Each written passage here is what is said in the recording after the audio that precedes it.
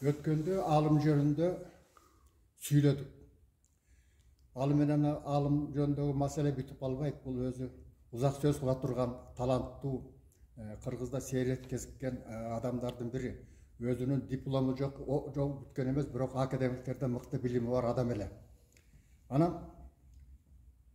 больницага жатып калыптыр, анан чыгып келген экен, кой, барып көрүп коеюн деп чыгарып, эшикке чыгып басып, отуруп алып, жазга маал болчу бир магазиндин алдында бир немесине отуруп алып, чай ичип, анан бирдеместерди ууртап отурабыз.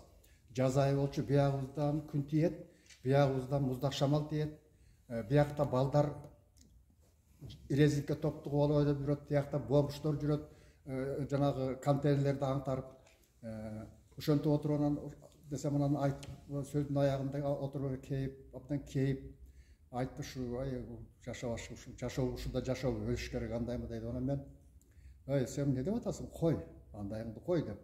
Анан билем, анын ичинде арманы көп бар эле. Анан ары айтсам болбойт, бери айтсам болбойт, анан кийин ошодон тарап кеттик.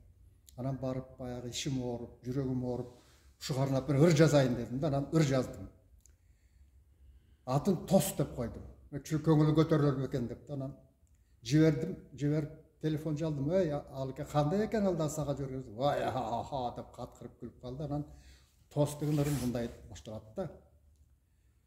Жаз келди мына, өлбөгөн жанга, жадырап жаша өмүрүң барда. Көңүлдөр бүгүн бир көктөп алсын, толтура куюп кесеңди карма. Алалы муну калтырбай бүтүн, күн чубак күткөн бомуштор үчүн таштанды жактан көздөрү өтүп, каректер моңдуу, көөдөмдөр түтүн. Бийликте алсыз, эл дагы бейбаш, каякта манарсыз, каякта бейбарс. Алалы муну унутта калсын, жүдөгөн маанай кунарсыз пейзаж. Шуулдайт андан бейкапар балдар, демдерде от күч, көздөрдө шам бар.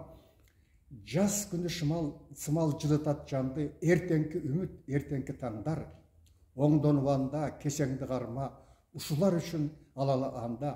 Түрүбүз бүгүн, тирүүлүк үчүн, жаз келет акыр, өлбөгөн жаңга.